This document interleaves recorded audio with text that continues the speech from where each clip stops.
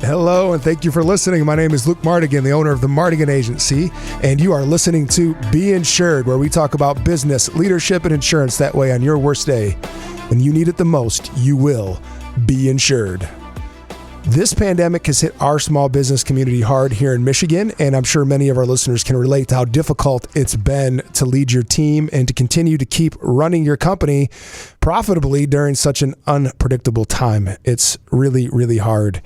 And honestly, the industry that's feeling it the most right now is our hospitality industry, specifically our restaurants. Today, I wanted to sit down with two of my good friends and local restaurant owners here in mid-Michigan to have a raw and candid conversation on how COVID and the government shutdowns here in the state of Michigan have impacted their businesses. Carlos Vera and Dave Hunt are both bright and resilient individuals, two men that I deeply adore and admire, and I'm very excited to have them on the show today. Guys, thanks so much for being here. Thank you. Good to be here, Luke. Thank you. This is Carlos Vera with Acapulco Mexican Grill. Of course, I'm excited to be joined by my awesome co-host, Eric Gester, Mardigian Agency. Oh, we got some mic issues here. So, Carlos and Dave. Dave, you own a few different restaurants here, all of them being franchises with Big Boy. And could you tell us a little more about your experience in the restaurant industry and just, over your career? Well, I started out as a 14-year-old kid working for Big Boy, and it's been my life and my love and my passion. It's all I've ever done. I became a franchisee about 22 years ago in St. John's. So it's a great place. It's a great industry, and it's a wonderful place to watch employees grow and develop within the system. It's awesome. Great hospitality business. Yeah, and I think that you've been, particularly in the St. John's area, a pillar of the community. Everybody, that's what you do. You go grab coffee and breakfast at Big Boy. That's what you do in St. John's. St. John's Big Boy is pretty much the meeting place for everything going on. It's the place to be. So it's a who's of certainly is. Of one of our agricultural community seats. That's for sure. Absolutely. Carlos, could you share a little bit about your restaurants and your family's involvement in them? Yeah, absolutely. We came here to Michigan about 17 years ago when my father started, in the restaurant business, and we've been in the Lansing area for years now. And, the community has been really great to us, but sadly, we are in a time where, all the restaurants need support going through this pandemic. Yeah, it's been a really interesting time to watch both of your businesses because you both handle them in different ways because you have different models and different food types, right? Big Boy's kind of known for breakfast. That's really what everybody, right. The first thing you think of is anytime I'm out of town for a football camp as a kid, we go to Big Boy for breakfast before we go start the day, And then Carlos, your family's, your restaurants are more of a high-end Mexican food, and it's. You both have taken on totally different models through the pandemic, but how has this impacted your business? Carlos, if you could start, how has it impacted your business? Just describe it candidly, please. I mean, it's impacted dramatically. We pretty much had to rework our industry to stay in business. We went from being a dine-in restaurant, from people sitting there to consuming to being pretty much a transactional takeout business when we're not meant to do that. We're meant for you to go in there and, have an experience, a conversation with your friends, and consume. And unfortunately, we can't do that anymore. With these mandates, it's made it very difficult for us to do what we do. Yeah, so it was mid-March of 2020 that Governor Whitmer here in Michigan shut down restaurants and restricted. And it's been a varied restriction. It's kind of... We were like completely shut down to kind of open to outdoor seating to it's just been back and forth. And the most recent being just a few days ago, the governor is allowing you to open up to 25% capacity with a 10 p.m. curfew. So it's when you talk about it's been just trying to stay open. It's just been really hard for you guys on that side of things. Absolutely. It's just in the aspect that, in the industry, we have about, a $12,000 rent bill that we have to pay every month. And, right. we got to sell a lot of tacos for that. You know what I mean? Yeah, that's a lot of tacos. That's a lot of pancakes. Right? And margaritas. Yeah, margaritas. Well, unfortunately, with that being said, one of our main, profit it's alcohol sales, and we can't do that right now. You know, because I mean, you can make a margarita at home, but you want to go to a restaurant with your girlfriends or your buddies, and you want to have a drink, and I'm okay with paying 5 or 10 times what I would for drinking it at home to have the experience of someone serving me and bringing that to my table. And Dave, you don't have the alcohol sales at Big Boy. But how has the pandemic impacted your business? Well, going back to, you mentioned mid-March of 2020, when the governor announced that we would be shut down for 2 weeks. Yeah. I didn't know how I was ever going to survive that. It was very emotional. It was very, tragic for to me weeks. and to my employee. For 2 weeks. And that was nearly a year ago. Yeah. And, what we've been through in the last year and the uncertainty, and, you talk about Big Boy being the go-to place. I mean, we are dine-in. We're known, maybe 5 or 6% of our business in the past has been takeout. Yep. We're a dine-in restaurant, and that's our model. And people come to the St. John's Big Boy, and it's an experience for them. They know everybody. Yep. Everybody in town. It's a small town, small community. It's a place for them to meet and to reconnect and to start their day and to put a smile on their face, maybe someone they haven't seen in a long time. So for us to have to go from 5 or 6% of our business being takeout to being totally takeout, and people not thinking about the Big Boy restaurant for that, it's been very, very difficult. And our revenue is down about 60%. 60% for the year 2020. And correct me if I'm wrong, but you're going to have good months and bad months in restaurants. But generally speaking, you're running 10% or less profit margin throughout the year. I'd love 10%. Yeah, right.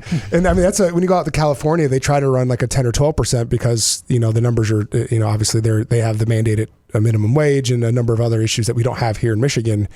But when you're talking about a 60% loss when you're only making 10%, so you're talking about cutting 60% of profit out if there's any. Carlos, for your family, profit has gone completely away. Oh yeah, I mean we've definitely we've done what we had to do to stay relevant. We've used our the resources that we have. We've used Uber Eats, Grubhub, all these delivery companies. But like Uber, for instance, we're paying a 30% fee to them. Whoa, no way. So it's most of the delivery companies, you're paying a 20+% of your sales for the delivery. So like we're pretty much only doing it to stay relevant so that people don't forget that we're here. And once we can go back to being open, the people know that we've made it through this.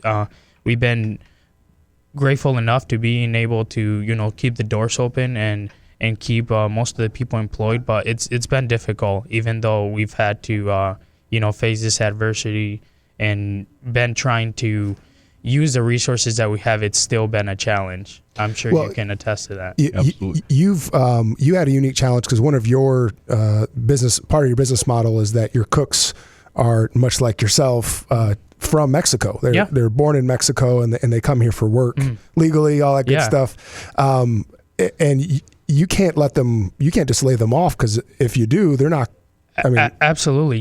It's not like we can lay them off, because a lot of the people that we have that come in visas have nowhere to go. They came for work. Yes. And we've actually had trouble with employees, just because if they move an hour and a half south to Ohio, COVID doesn't exist there, so they're able to work and do everything else. They rather go and work, get a full paycheck, than be here and not have a paycheck. And struggle, right? Yeah. Yeah, and Dave, you don't have the same issue as far as the type of cooks that you hire, but you are definitely somebody who has cultivated local talent. I mean, you do a great job of getting quality servers and managers. I want to say that it wasn't more than a few months before the shutdown that you had brought on somebody to help manage the restaurants. I did. How has this impacted people like the manager and your other employees who've committed a lot of their life to working for you? Right. Well, obviously the staff that I have, and Carlos as well, I mean, these are people that live, from paycheck to paycheck. Yeah. And especially my tipped employees. Yeah, they tips live to tips sometimes. day to day, not paycheck to paycheck. Tips to tips. So it's been very, very difficult. And the toughest thing for me, personally, has been the impact that this has had on my staff. My staff is family, and they have to lay them off and not allow them to work. Now, I did keep my restaurants open through New Year's Eve, just so the employees could have some revenue and some cash during the holidays. Some hope, yeah. But I did close them New Year's Eve, and I'm going to reopen this weekend for takeout only, and then again the 25% capacity on Monday for full service dining. February 1st, yep. But it's been very, very difficult. And of course, the challenge out there's a lot of places hiring. And I certainly hope that the cooks and the employees that I have now haven't gone somewhere else to apply for a job and not return. But it looks like they're all going to be coming back, so they're all pretty excited about coming back to work next week. Oh, that's good news. Do you know what they've been doing in the meantime? I mean, because going into the new year, the idea of shutting it down was we had no flipping clue how long this thing was going to last. I mean, like you said, the 2-week shutdown in March of 2020 lasted a year. Yeah. So, when we shut down again during the holidays, we were having conversations of, our agency is a large restaurant insurer. We insure 50 or 60 restaurants. We're going, well, if we lose all these restaurants, we got maybe another month before they all go. Yeah. So what are your employees doing in the meantime? Well, many of them, have been drawing unemployment. And of course, that's been a nightmare in itself. Yeah.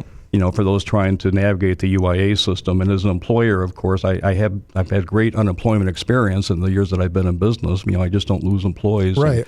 And, all of a sudden we're being inundated with all of these UIA claims, and I've actually been helping the employees, if you will, get their unemployment. Yeah. And it's just been a nightmare for them. But many of them are getting by with that, and I've certainly been giving them some money out of my pocket to help them along the way as well. So, and that's the part of the story that I'm glad that you brought up, because I that's what restaurants, like I was talking to Carlos, that, the entire ownership of their restaurants just said, hey, we're not taking any money and we're going to pay payroll whether we make money or not. Correct. If anyone's going broke, it's us, not our employees. Right.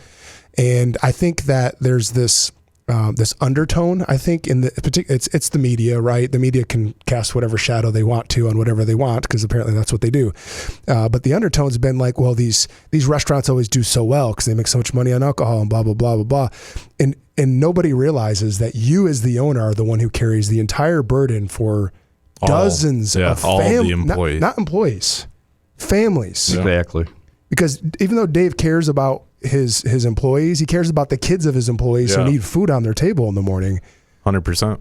It's great that you talk about that. Of course, the restaurant business, it was a great industry to be in. You know what I mean? Right now, it's the difficult time that they're going through. But, we were grateful enough that we were doing really well. We opened a brand new location, Charlotte, Acapulco, and then pandemic hits. All of the money that we've ever made went into another business. Right. And it was just crippled in the beginning. Yeah, you lost that cushion. We lost everything. And, we hired about 15 employees when we opened that location.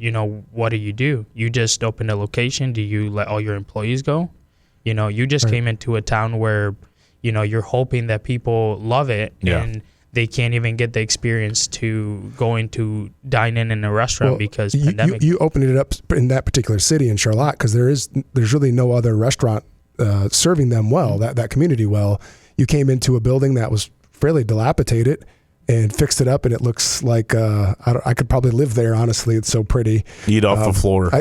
Just perfect establishment. That improves the city, and then immediately that was taken away. Well, what have you guys done to adapt so much? You guys implemented a lot of things to keep revenue at least a little bit coming in. Absolutely. We even though we stuck with all these mandates, and I understand that there's a need to be careful and all that, yes. But I shouldn't be deprived the ability to go out and make a living. We are a business just as anybody else is. All these people have lives. Their lives can't just stop. You know what I mean? So we've been able to adapt. We've been doing like the tents. I can eat in a tent outside, but I can't eat inside. Right. So the outside, inside. But, other than that, we've been doing, trying to push to-go businesses. And like I said, to-go drinks even, to-go drinks, hiring delivery services, just to stay relevant until, we can go ahead and open and hopefully, start making a profit again. Do you know numbers on how much takeout you did before this? The numbers before that, it were, I would say about less than 5% 5 to 10% was takeout business. Now now I would say we're about right now it was 100% takeout business, but our motto, we're not built in a drive-through. Drive-through businesses are thriving. The lines are out the door. You know what I mean? Record profits for McDonald's and Subway. Yeah. it's a crazy time. I think all of us, if I may speak for you, the frustration is that there are 49 other states that largely restaurants have been open. Yep. And here in Michigan, for whatever reason, we've had restrictions that have not just impacted restaurant owners, which is the story that everyone tells, but the people who work in those restaurants and their families who are just trying to provide a meal. And so thank you so much for allowing us to canonize your stories of Big Boy and of Acapulco Mexican Grill. And thank you so much for having the American entrepreneurial spirit to keep fighting in the face of extreme adversity from the highest level. Thank you everyone so much for listening. My name is Luke Mardigian. This is Be Insured, and we'll see you next time.